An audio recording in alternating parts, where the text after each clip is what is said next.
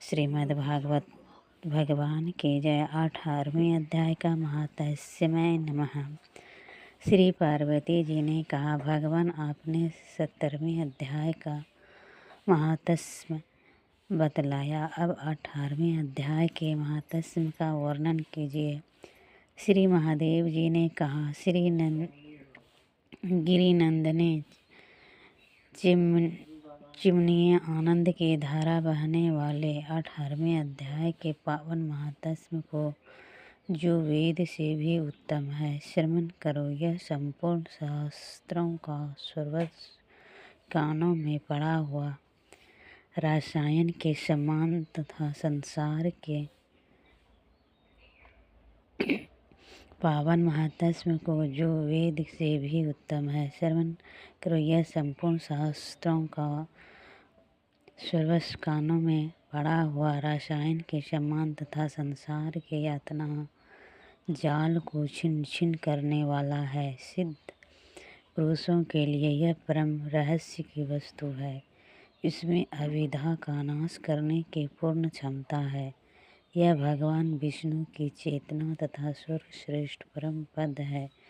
इतना ही नहीं, यह विवेकमयी लता का मूल काम, क्रोध और मद को नष्ट करने वाले इंद्र आदि देवताओं को चित्त का विश्राम मंदिर तथा शनक सनातन आदि महायोगियों का मनोरंजन करने वाला है।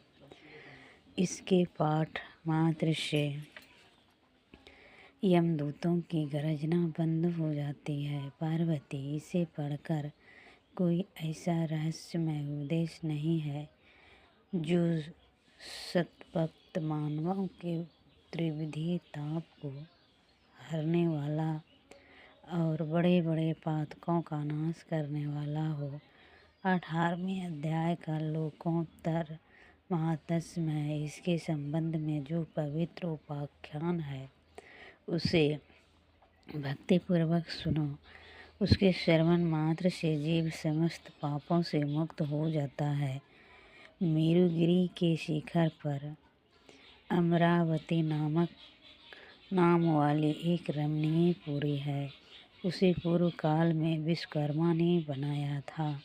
उस पुरी में देवताओं द्वारा सेवित इंद्र शची के साथ निवास करते थे। एक दिन वे सुखपूर्वक बैठे हुए थे। इतने में ही उन्हें देखा कि भगवान विष्णु के दूतों से सेवित एक अन्य पुरुष वहां आ रहा है। इंद्र उस नवागत पुरुष के तेज से तिरस्कृत होकर तुरंत ही अपने मणिमय सिंहासन से मंडप में गिर पड़े। तब इंद्र के सेवकों ने देवलोक के साम्राज्य का मुकुट इस नूतन इंद्र के मस्तक पर रख दिया। फिर तो दिव्य गीत गाते हुए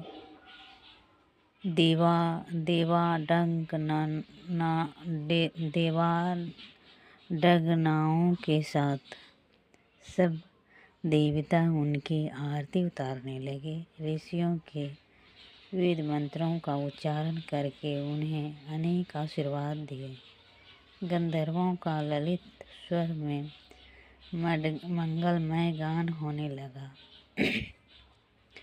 इस प्रकार इस नवीन इंद्र को 100 यज्ञों का अनुष्ठान किए बिना ही नाना प्रकार के उत्सवों से सेवित देखकर पुराने इंद्र को बड़ा विस्मय हुआ। वे सोचने लगे, इसने तो मार्ग में न कभी पोसले बनाए हैं, न पोखरे खुदाए हैं और न पथिकों को विश्राम देने वाले बड़े बड़े वृक्ष ही लगाए हैं। अकाल पड़ने पर अन्न दान के द्वारा इसने प्राणियों का सत्कार भी नहीं किया है। इसके द्वारा तीर्थ में शस्त्र और गांवों में यज्ञ का अनुष्ठान भी नहीं किया है। फिर इसने यहाँ भाग्य की दी हुई ये सारी वस्तुएं कैसे प्राप्त की। इस चिंता से व्याकुल होकर इंद्र भगवान विष्णु से पूछने के लिए प्रेम पूर्वक क्षीरसागर के तट पर गए और वहाँ अकस्मात अपने साम्राज्य के भ्रष्ट होने का दुख निवेदन करते हुए बोले, लक्ष्मीकांत, मैंने पूर्व काल में आपकी प्रशंसता के लिए 100 यज्ञों का अनुष्ठान किया था। उसी के पुण्य से मुझे इंद्र पद की प्राप्ति हुई थी, किंतु इस समय स्वर्ग में कोई दूसरा ही इंद्र अधिकार जमाए बैठा है। उसने तो न कभी धर्म का अनुष्ठान किया और न ही यज्ञों का। फिर उसने मेरे दिव्य सिंहासन पर कैसे अधिकार जमाया है। श्री भगवान बोले, इंद्र, वह गीता के 18वें अध्याय से 5 श्लोक का प्रतिदिन पाठ करता है। उसी के पुण्य से उसने तुम्हारे उत्तम साम्राज्य को प्राप्त कर लिया है। गीता के 18वें अध्याय का पाठ सब पुण्यों का शिरोमणि है। उसी का आश्रय लेकर तुम भी अपने पद पर स्थिर हो सकते हो। भगवान विष्णु के ये वचन सुनकर और उस उत्तम उपाय को जानकर इंद्र ब्राह्मण का वेश बनाए गोदावरी के तट पर गए। वहाँ उन्होंने कालिका ग्राम नामक उत्तम और पवित्र नगर देखा, जहाँ काल का भी मर्दन करने वाला भगवान कालेश्वर विराजमान है। वहीं गोदावरी तट पर एक परम धर्मात्मा ब्राह्मण बैठे थे, जो बड़े ही दयालु और वेदों के पारखंड विद्वान थे। वे अपने मन को वश में करके प्रतिदिन गीता के 18वें अध्याय का स्वाध्याय क्या करते थे। उन्होंने देखा, इंद्र ने बड़ी प्रशंसा के साथ उनके दोनों चरणों में मस्तक झुकाया और उन्हीं से 18वें अध्याय को पढ़ा। फिर उसी के पुण्य से उन्हें श्री विष्णु का सायुज्य प्राप्त कर लिया।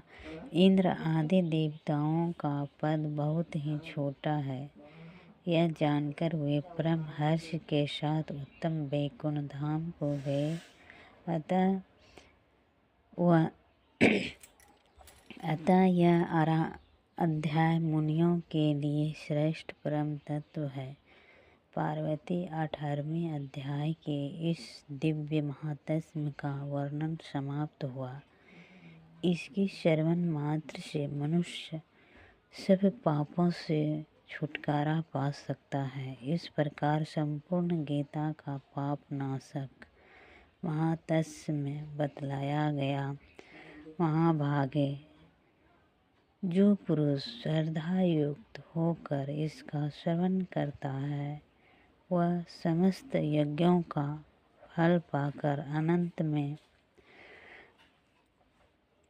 उसमें अंत में श्री विष्णु का सायुज्य प्राप्त कर लेता है। इसी प्रकार श्रीमद्भागवत भगवान के 18वें अध्याय पूरा हुआ। श्रीमद्भागवत भगवान की जय।